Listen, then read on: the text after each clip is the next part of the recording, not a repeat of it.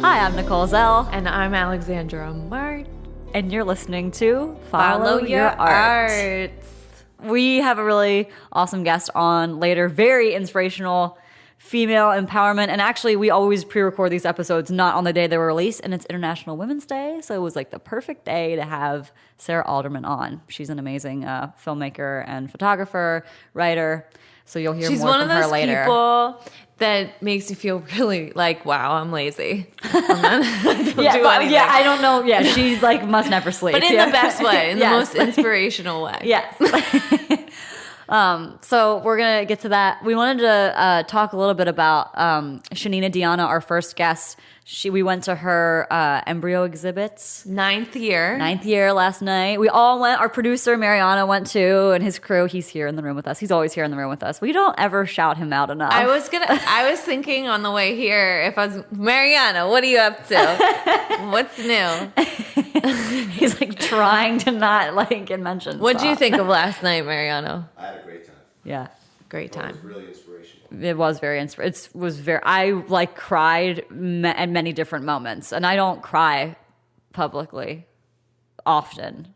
I'm like, I'm just awkwardly staring at her, like, where's this going? Are you crying now? No, but I was I was just so like everything was so emotionally charged. Like there was times when I was bawling, and I think we can say this because by the time this airs, this will already be public knowledge. But yeah, when she mentioned that not only was it embryo's 9th year, but that it's going to go to the Barnes Foundation. Yes, April 7th. April 7th, you'll be there performing.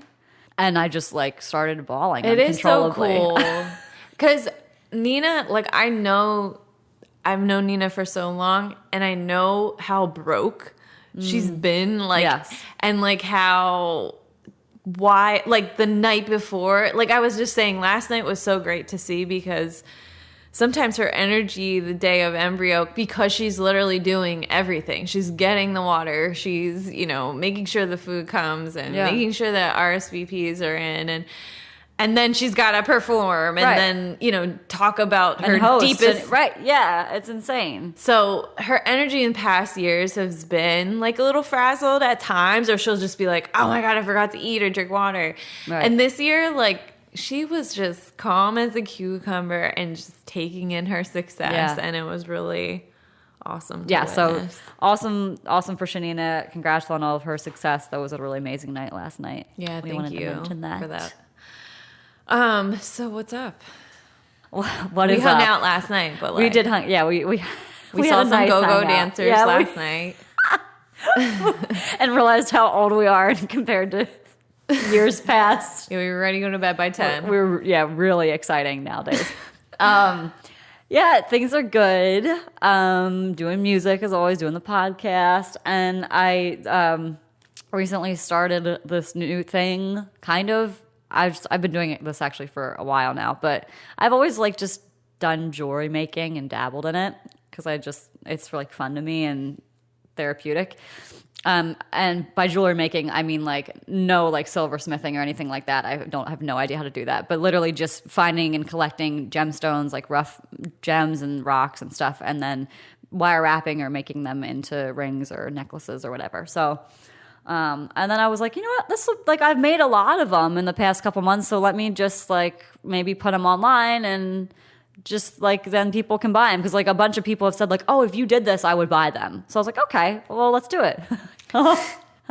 And then I realized after all the work, I was like, oh, this is like a small business, like the amount of work it takes, and learning about setting up a Facebook shop and an Instagram shop and shipping and how things work and Etsy, and like if anyone ever needs to know how to do any of that, I know now. And reach out to followyourart@gmail. Yeah, like it was so. I was like, how does someone do this? And there was times where I was like really defeated and like this is not going to happen. I guess now that's happening. Like I guess I'm going to be having a jewelry shop online, which is weird. Yeah, you were saying that like every name was taken. And like just so I went through so much to finally find a name, but I found a name. And I'm calling it Conjure Jewelry. Nice. Wait, I'm pulling.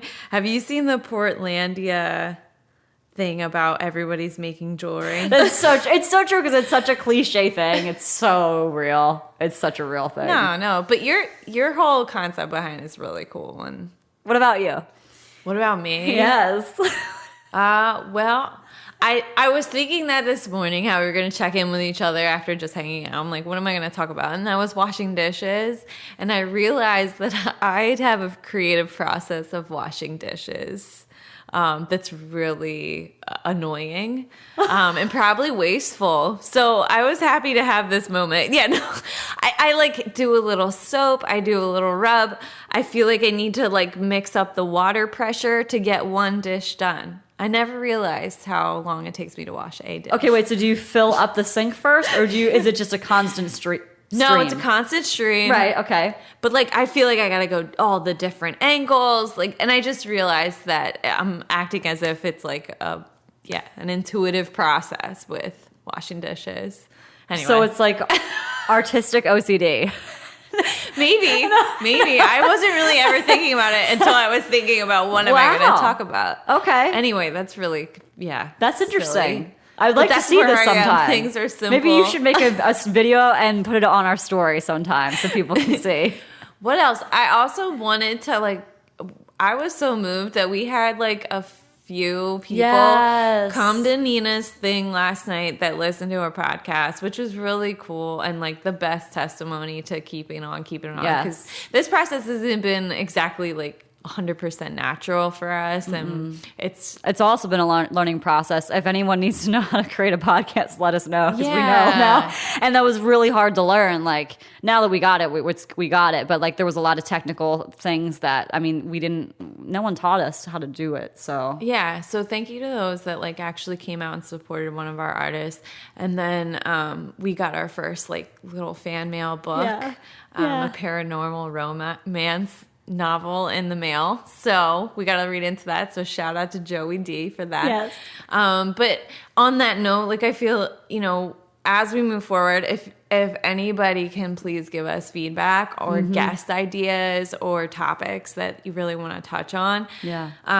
We just really want this to be more of a community, as much as a community process that we can make it. So please write us on our social media or at followyourartpodcast@gmail.com.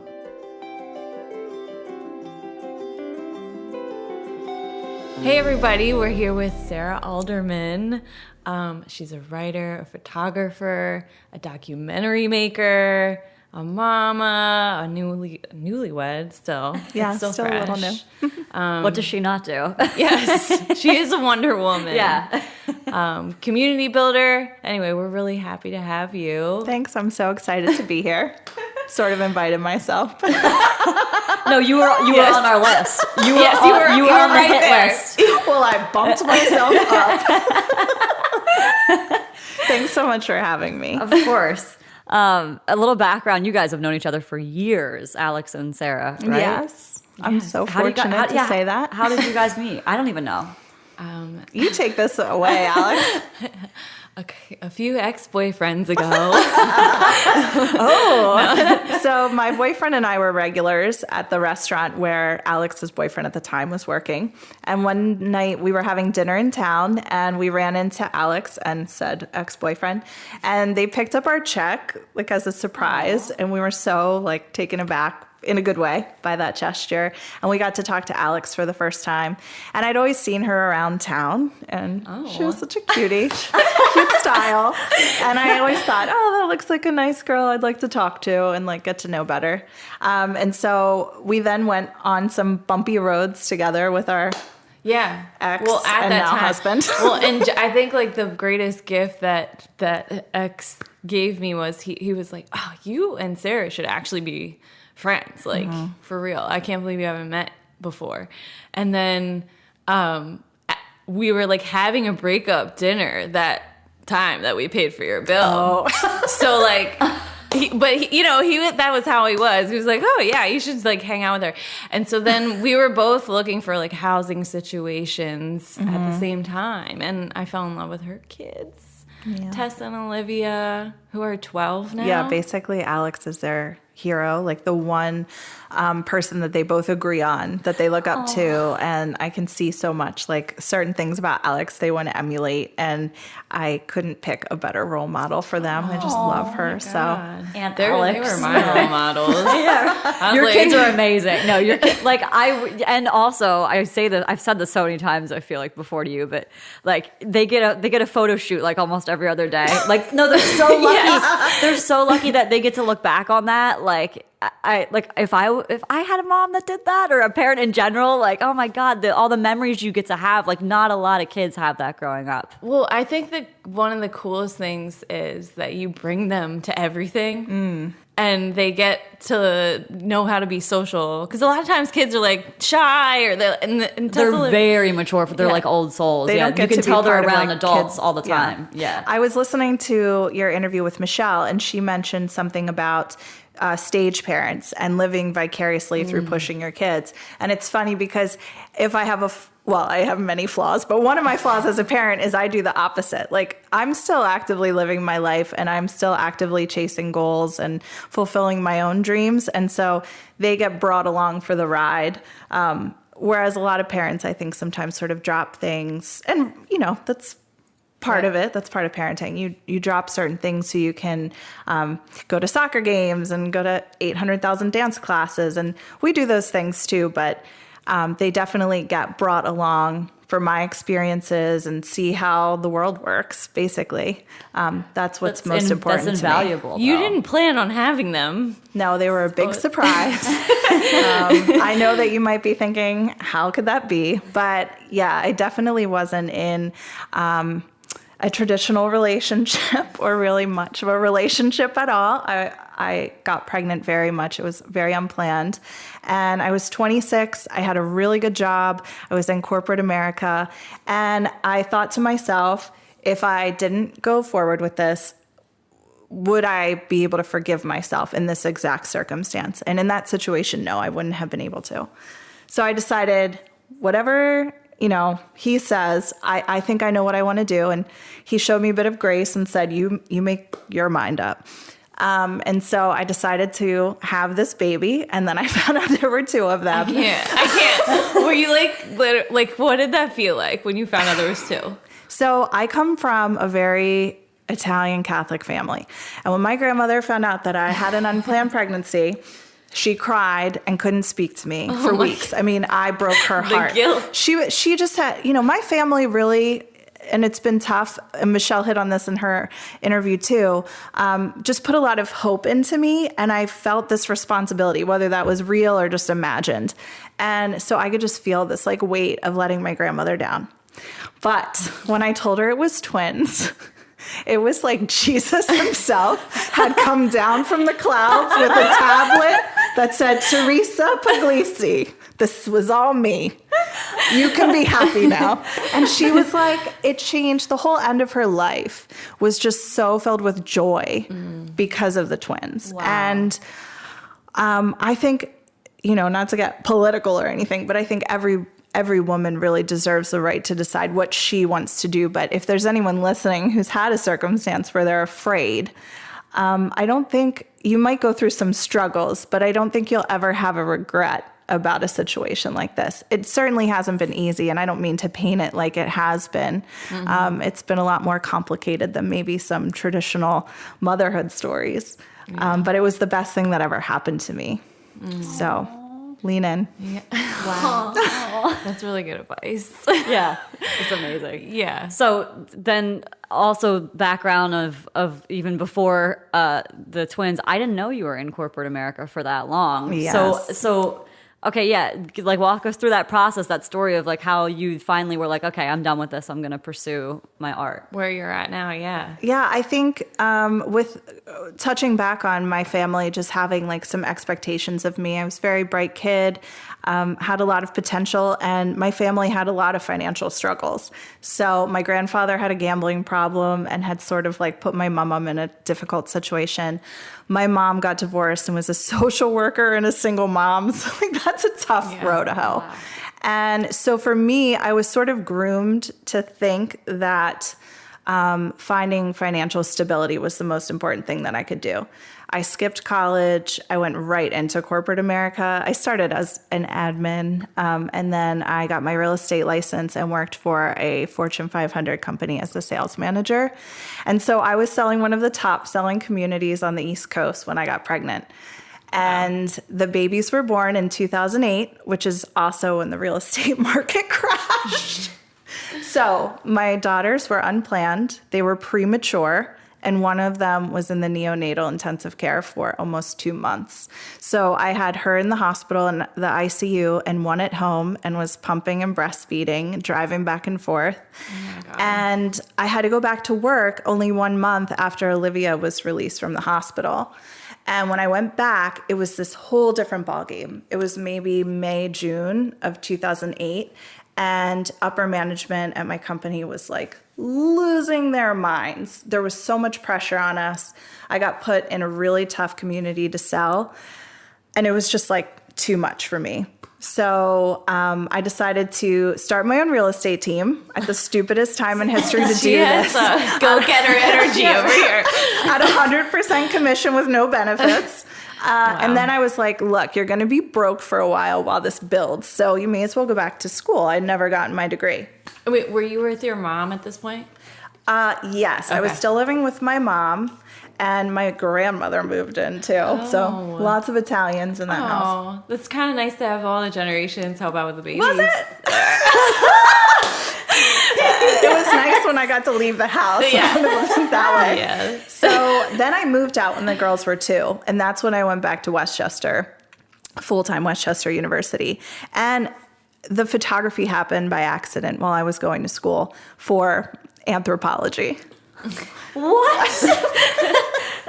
All right. So I feel like when the girls were born, it's sort of, I was headed in one direction, which I would say that my conditioned brain had decided was the right path for me. And that was a very financially driven path. And I was successful and I was going to be this, I don't know, have a Mercedes or whatever I was thinking. And the girls coming into my life, it was such a dramatic pregnancy to have twins, and they were early and they were sick. Oh, right. And it was almost like I couldn't continue on my, the real estate market collapsing. Like, I don't know. I don't know how you can live my life and not believe in like God or the universe or whatever you call Destiny. This force that tells you, I'm going to decide now you messed it up. Yeah, right. This is where you should be looking. And it was like a huge personal awakening. Wow. That's amazing. Yeah. So you said you started photography in school by happenstance. How did that, were you just taking pictures of the twins or, So I was broke, so broke. I can't even stress the word broke enough. And I loved taking pictures of the girls with my stupid Canon point and shoot from Target. And someone asked me if I would take their engagement pictures. And I'm like, looking behind me like, me? I mean, sure, but I don't know if you'll like how it turns out. And so I borrowed my boyfriend at the time. His friend had what I would call a real camera, like an SLR. I borrowed it. I put it on auto. And I did the shoot because I needed the money, and they seemed like their expectations were very low, as they should have been. I edited the pictures, which is like how we process our images, on this like free Google app called Picasa. So basically I put an Instagram filter on it. Perfect. They're hard for me to look at now, but very dear to me. So that couple, Susie and Lazarus, their friends then hired me for their baby's Greek christening. And then their friends hired me for their maternity shoot. And then all of a sudden, I had this little tiny business. And that's how I got started. That's awesome. For some reason, I thought that you had just been doing it forever. Because you're so good, you would think you would have been doing it it feels like forever at this point, right? It does now, yeah. But I definitely had no idea what I was doing. So growing up, like, in your, elementary school, high school, everything, did you have artistic creative outlets at all? I've always been more of a writer. And I Okay. think that's why I've been able to sort of commercialize my photography without too much pain. You know, as artists, sometimes we get really protective of our primary passion. Well, for me, it's writing. So it'd be harder for me to like write commercially things that weren't aligned with my vision for like poetry or whatever, prose. Whereas with photography, I can sort of sell out a little bit more than... Yeah. There's That some makes sense. awesome blogs that you did on being a mother with photography. Are they still available online? So there was a storytelling community that sort of came before Medium. It was called Cowbird. And a lot of people that I was close to, photojournalists and journalists, were a part of this platform, and my writing was there. I actually, when Cowbird went stagnant in 2000, I want to say 17, I actually deleted my writing because someone had asked me directly if they could use one of my lines in their book that was coming out. Oh, right. And it made me realize that if they had the courtesy to ask me to use my writing, that there were probably people on the internet who had not. And I didn't feel comfortable with my writing being out there until I was ready to do something with it. So. Wait, so have you seen the book? Did they use your line? No. You didn't? No, Okay, no, you're no. like, no. I was very clear. Like, please don't do that. This is my life. my intellectual property, you know? It is. Yeah. Wow. Okay, so now it's been about 12 years basically since you've been doing photography. Exactly how old the girls are. About. Yep. Oh, that's really sweet. Thanks. And your company is called AGP. Yes. What does that stand for? Well, when the girls were little, our friends started calling us the Alderman Girl Posse, and then it got shortened to the AGP. So when I wanted to name my business, I mean, it was a side hustle for me, and I did not think I'd ever be successful. So I was like, oh, this is cute, and I've certainly regretted the choice of name. But whatever. perfect. For me, because I started doing wedding photography. I've never been particularly drawn to the identity or the industry of like wedding-y stuff. And so I really wanted to do that work under a Why? brand. But why? We can get into that. That'll be a different episode. It's like a whole segment. day together. So I really wanted my commission photography work to go under this brand name so that I could protect... This is going to sound so delusional or like narcissistic. I wanted to protect my name for when I was doing work that was aligned with what I believe in, which is more photojournalism based or community storytelling based. Cool. Wow. That's awesome. So then back to kind of college, you were going for anthropology, you said, right? Yes. And then did you discover photography and drop it, or did you keep going with that? I finished. I still have to do 3 credits. They told me 2 days before I walked that I was missing 3 science credits. So I was so... if you've ever done anything that you really didn't have the energy for, that was really hard, you know how you sort of set your mind to like, and on this day I'll be done and I'll never think about it again. Well, that's how I felt. And then when they told me I had 3 more credits, honestly, it was like 2014. I'm still so pissed that I haven't been able to get myself back. Yeah. But I'll finish them. But yeah, I finished school, and anthropology gets a lot of like, I don't know, gets a bad name for being a useless degree. And certainly it isn't opening any clear career path in the job market today. But I learned so much just as a human being about other human experiences, things I wouldn't have even thought about, the way our language even is coded with these dog whistles or hidden messages. And it just totally opened my eyes to a new way of seeing the world. Wow. Yeah. I want a whole segment on just that. I know, right? Yeah, that sounds like you, Phoenix. Season 2. Yeah, seriously, no, let's do it. So I want to get into a little bit more about your process, because out of survival, you've had to make it work and just like take the gigs. And so, if you could take us through when that changed or how do you get in the zone or, I'm just curious about.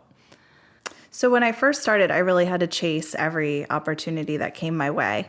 I did a lot of work that didn't feel super inspiring to me, but that paid the bills. And for me, I saw the beginning of building my business. Every dollar that came in was towards equipment because, you guys understand in music, your equipment is everything.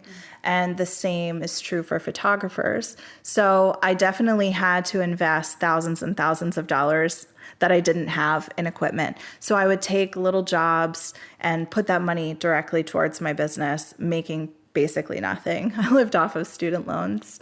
And then as my career sort of evolved, once I owned all of my equipment and I didn't have to rent anymore, I could be a little bit pickier about what I worked on. I feel you choose people that are interesting to you. Well, you want it to be aligned with you. Yes, and I really love florals, so I try to find either the client is very interesting to me or we have something, like we hit it off in some way, or I know that there are true artists working on the wedding and I'm going to at least get to take pictures of some really beautiful things. But I read this Miranda July quote once that said she always has like a writing project, a performance art project, and like a singing project going at once, and she likes to cheat on them all. Like she feels like she's getting away with something. I love that. And that is so me. Yeah. Like wedding photography is very seasonal, so I always sort of have something in the off season where I'm like, and now like screw weddings, I'm working on this. Like nobody cares. Yeah.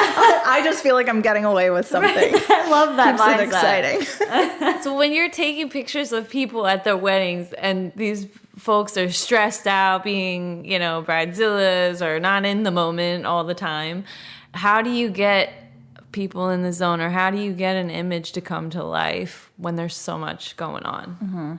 I think when something's innate to you, it's really hard to put your finger on it or even see it as an asset because it might be something that comes really natural to you. But I think my energy with just disarming people, I usually take people away from the fray, take them off to like a side of the property or something and create a moment for them because it can be hard to let go of the tasks and getting sucked into all of that. So Sarah really did just that making for space. me. She did that for me. She was like, hey, what kind of song do you want me to play while you guys... And that was so cool. It was kind of like what our last guest was talking about, like taking you out of that headspace and just doing something creative, because she played a song for us and then we're like, oh, okay, we can take these pictures. Yeah. We're not so nervous to see each other, before we get married and say the rest of our lives we're gonna just stare at each other. But anyway, so you are really good at that. And so with you have a lot of side hustles. Like you say, you're cheating on everything. Can you just talk about what you're really excited about? What's your side hustle that you're into right now? Sure. So I got into wedding photography so I could get better at photojournalism. And I've always been really shy about going up to strangers and asking them to let me take their picture or to like let me interview them. And weddings sort of forced me to learn on my feet and also paid me to learn on my feet. So once I felt comfortable with overcoming those shy feelings, I decided to create a documentary about my hometown, Coatesville, Pennsylvania, called Bypassed. And so I've been working on that in all for almost 5 years, and it's coming out April 11th is the VIP screening of our feature film. And I'm so excited. It's so weird. It's been hanging over me for so many years that I don't know who I am anymore. Like once this weight is lifted, what's next? I don't even know how I'm gonna feel. But it's a good thing. It's just like I think we had a lot of obstacles and a lot of delays, and most of them came as a function of being way underfunded.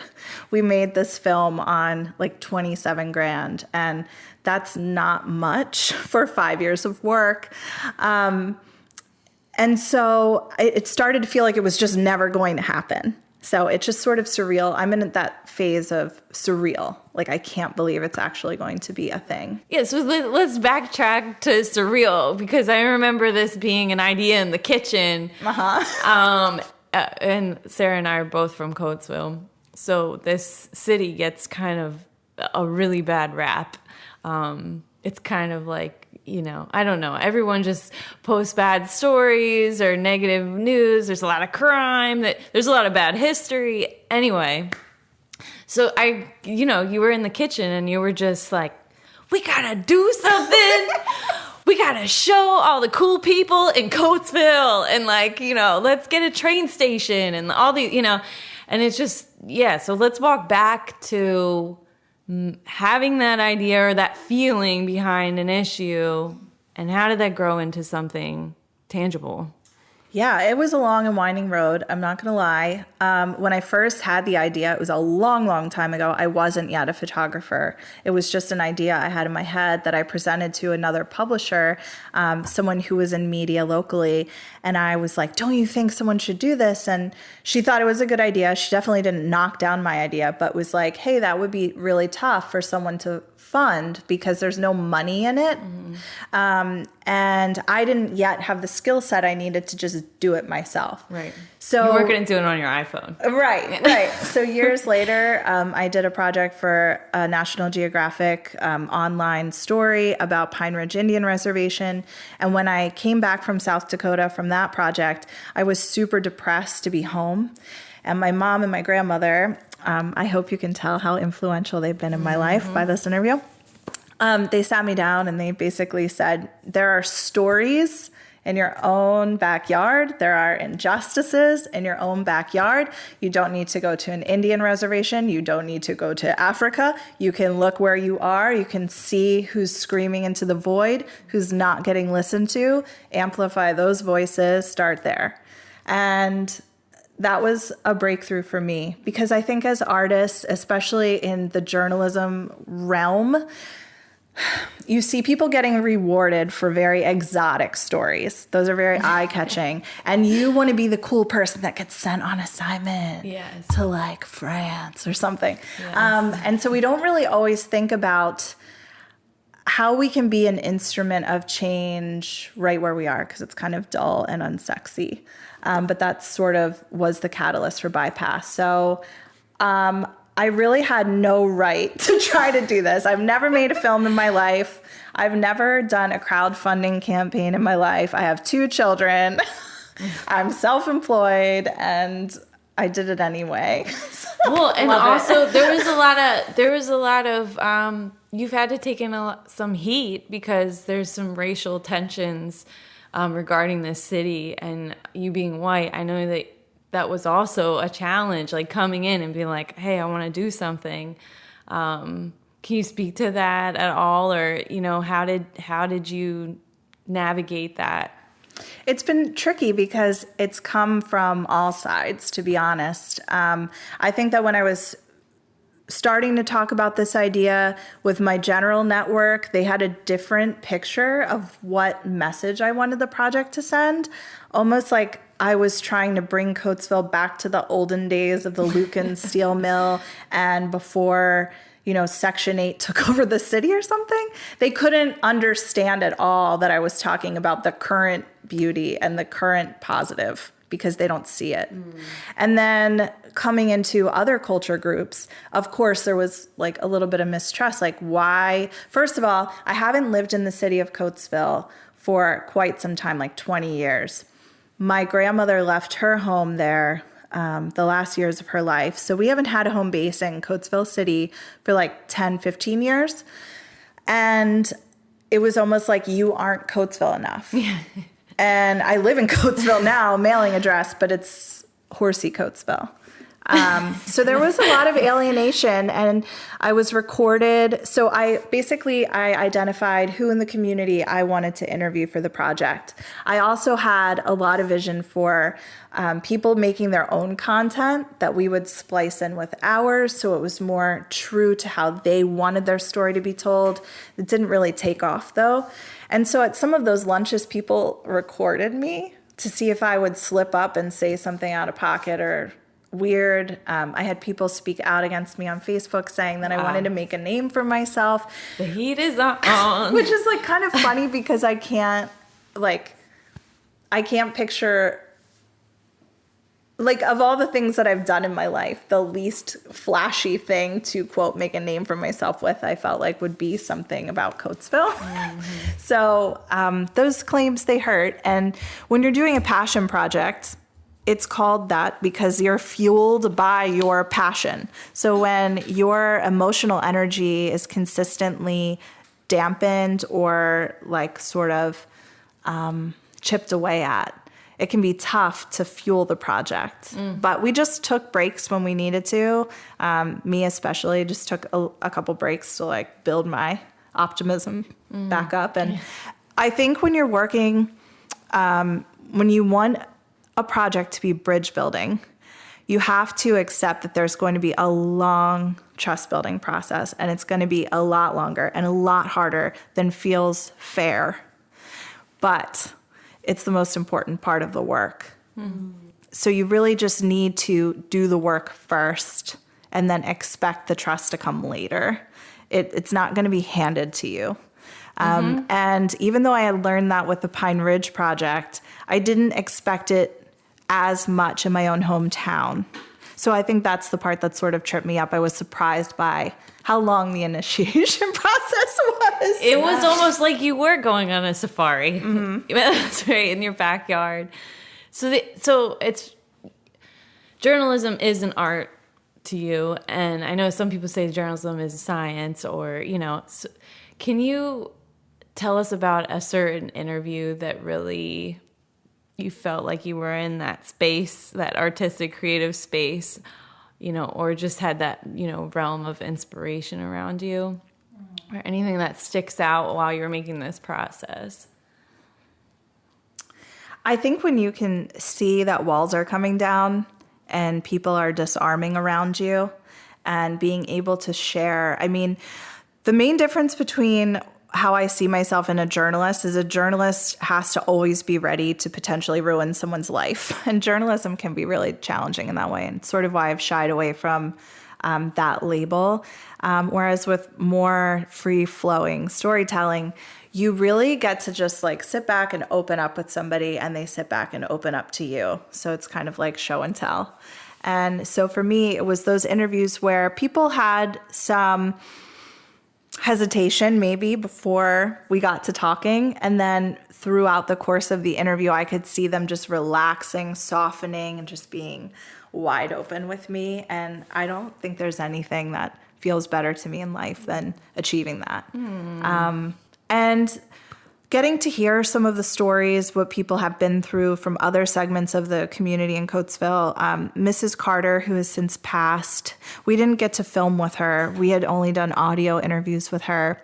But she was a key part of desegregating Coatesville schools.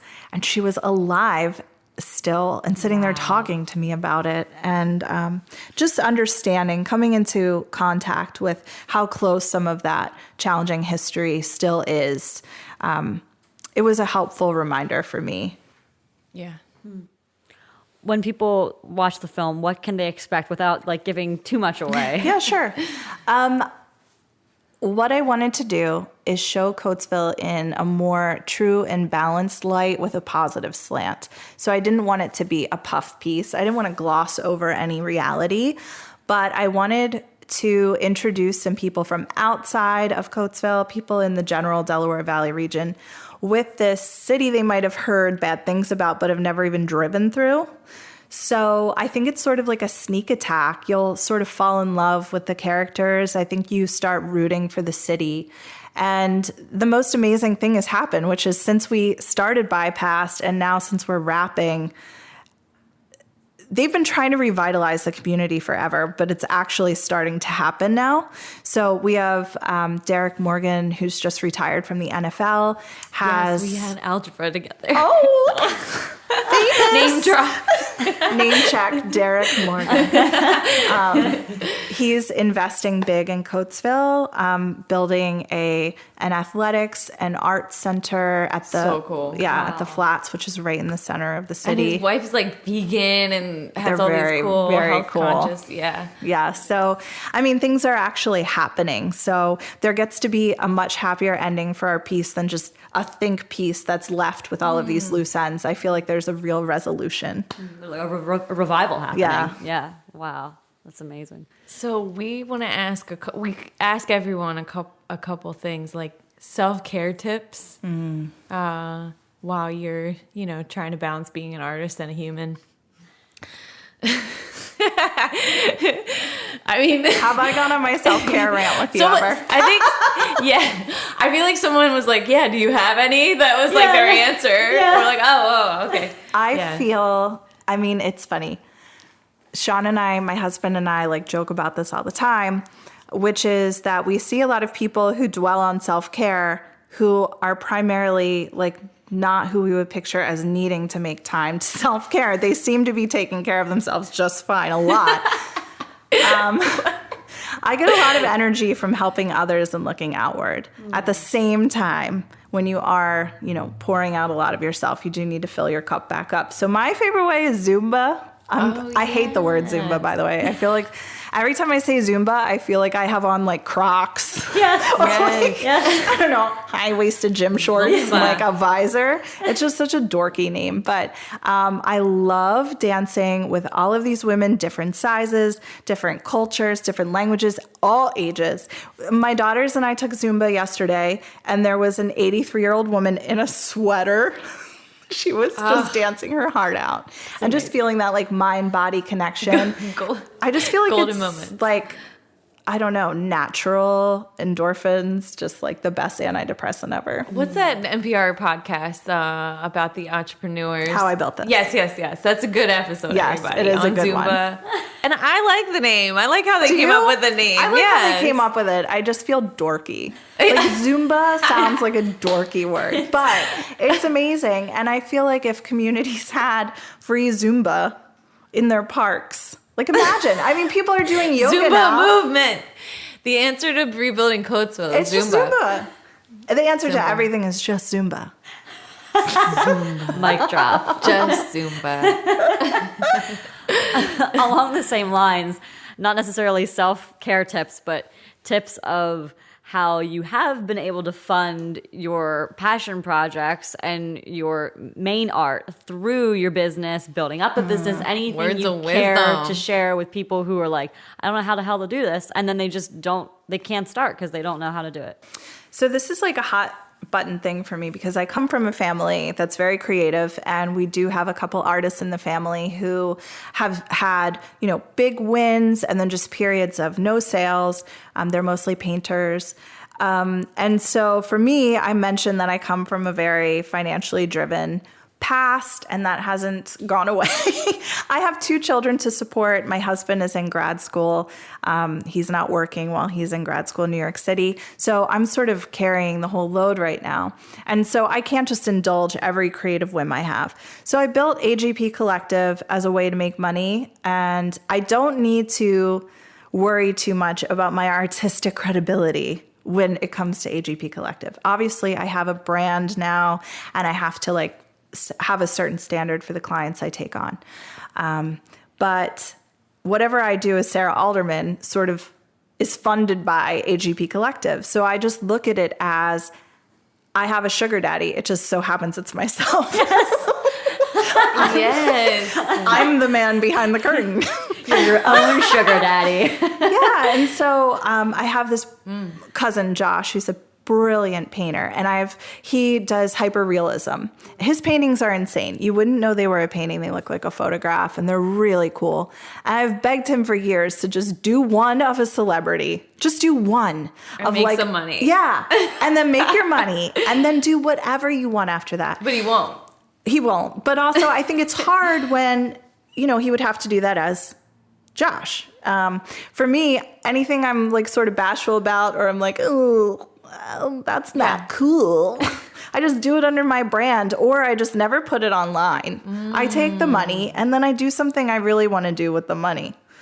So basically, I've spent the past 5 years, I'll say, robbing the rich to pay for the poor. I work for very high-end clients with AGP Collective, and then in my downtime, I do free work for a community that could really benefit from free work. So You're Robin Hood. Yeah, basically. Awesome. Amen. Well, we kind of have that going on a little bit too, like playing our cover gigs at country clubs. We were just talking about this last night. You wait till my protest song comes out. You paid for it. You're not gonna like that one as I remember much. you mentioning that you love playing the Bob Dylan songs about like the gaps between the poor and rich at the country club. It's very ironic. I don't It's think like your anyone little probably way to ever get a realizes. jab in. It's not to get all woo-woo or spiritual, but recently I've been listening to a lot of Ram Dass, and he was just saying, there's a meditation, it's on YouTube, and it's called Overcoming Just Being Successful or something like that. So it has the word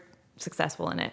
It comes right up. Anyway, he was talking about that very specific thing.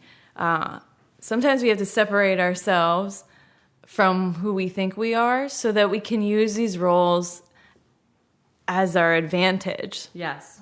Like, we're the masters. Like you said, you can be the sugar daddy. It's hard sometimes when you're just in it to realize that we have that capability within ourselves. So it's a journey getting there. But yeah, that's good advice. I think sometimes as creatives, we also put a lot of pressure on ourselves when we see other creatives who are not doing another job. We think that will make us successful if our main gig is just our creative outlet. You know, depending on your personality type, it actually might be a terrible idea for you. For me, I do best when I have a sense of security. In my life, I don't have somebody else to provide that sense of security for me right now. So yes, I'm 100% self-employed, but that doesn't mean that I'm always doing what I want to be doing while I'm self-employed. And I see no shame whatsoever in waiting tables or having an office job, being a dental hygienist. Who gives a shit? Like, just do what you need to do to provide for yourself, for your family, for your community. And then you have plenty of time left over.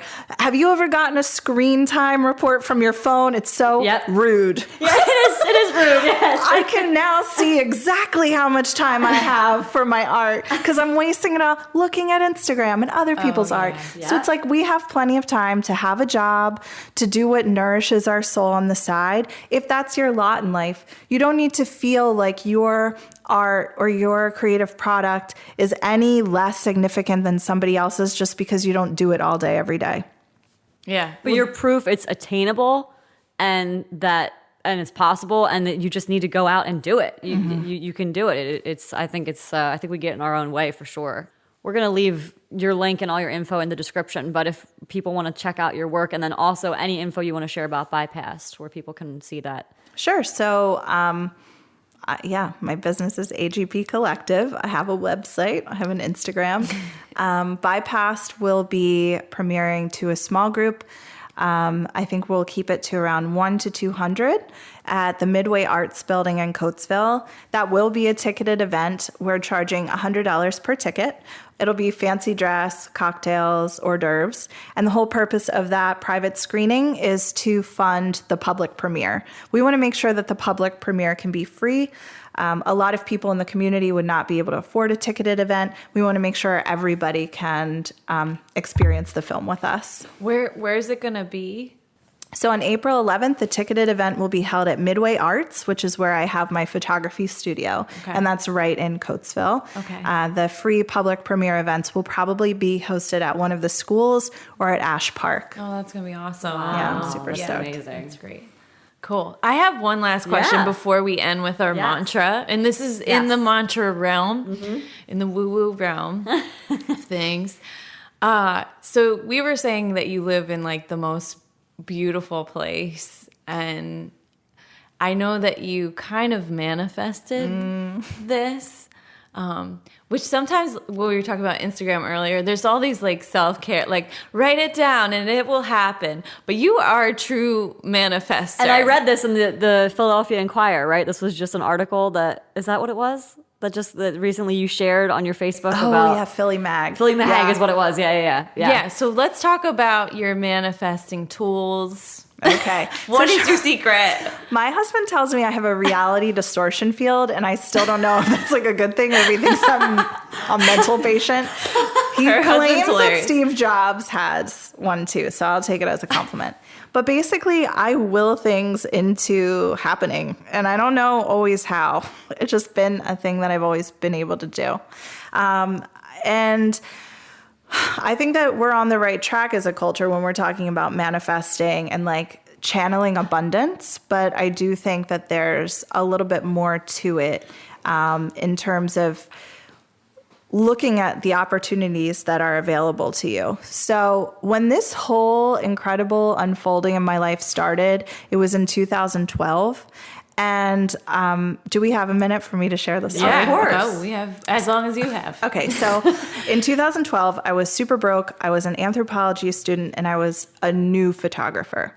And I learned about the Pine Ridge Indian Reservation. And almost the week after I learned about Pine Ridge, which is one of the poorest counties in the United States, I saw online that a National Geographic photographer who'd been shooting on the res for like 7 years was coming to speak at Moore College of Art and Design. The tickets were $75. I had $0, and I had my emergency credit card with like $35 on it. And so I called National Geographic and I asked if I could work at the registration table so that I could go for free. And they said yes. So I went. And here they told the speaker, Aaron Huey, that I was going to be there.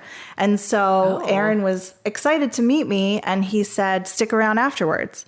So I did, and we ended up chatting and chatting and chatting. We had dinner. It was an amazing experience.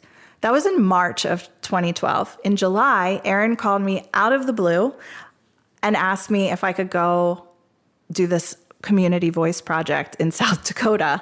By the way, couldn't pay me up front, so I couldn't fly, and couldn't pay me till I got back. And so I drove across the country. I left my kids with my mom and my grandmom. Thank you, Mom and Grandmom. And I just went to the Indian Reservation on my own. So I say that because, yes, you can manifest things, you can make opportunities happen, but you still have to look for them, and you still have to say yes when they're hard. It wasn't easy for me to push through not having the money to go to that forum, but I got up at 4 a.m. so I could work at the registration table so I could go for free. And that led to this like big opportunity in my life that was a breakthrough for me. Again, it wasn't a financially lucrative opportunity. Right. It was very risky, and I definitely got a lot of crap from my mom and my grandmother, who were really nervous about me going. And I didn't know what to expect, but I threw myself into it. And sometimes those opportunities are right in front of us, and we miss them because they're going to be challenging, or you don't have a guaranteed outcome. It's so unknown. Right. And so I think just saying yes more, as cliche as that is, that's sort of a key to manifestation. And Keeping your eyes believing open. in yourself. Yeah, that too. Yeah, believing in yourself. But I think there's always something there. And I think when you're on the right path, these opportunities just sort of like lily pad, like you'll get to one and you don't know what's next. And then by the time you're finishing with that, the other one appears. And it's like you just do the next right thing. I think Glennon Doyle says you do the next right thing, and it'll take you all the way home. Wow. I love that. I need to do some right things. No, just kidding. You're doing a lot of right things, sweetie. Okay, so we usually end on a mantra. Sean said, don't forget to end with Keep It Crispy, because that's his favorite podcast, Pete Holmes. Wrong podcast, Sean. Love Pete Holmes. So as always, at the end, we like to recite our little mantra. And I've noticed that I always rush this breath, so I'm going to take a real big breath, guys. It's if awkward. you want to join How do me. you take a breath on radio? Yeah. We just can. Okay. May I love myself. May I love others. May I have joy for myself. May I have joy for others. May I inspire myself. May I inspire others. May I love to live. May I live to love. May I live to create. May I create to live. You can be part of the Follow Your Art fam by subscribing to the podcast and following us on social media.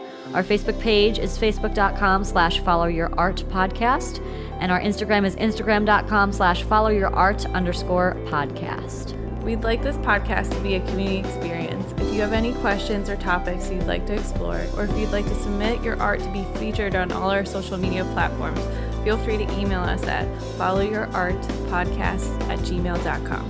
A quick thank you to Benyo Barshai for providing the intro and the outro music, our studio helpers. You've been listening to Follow Your Art.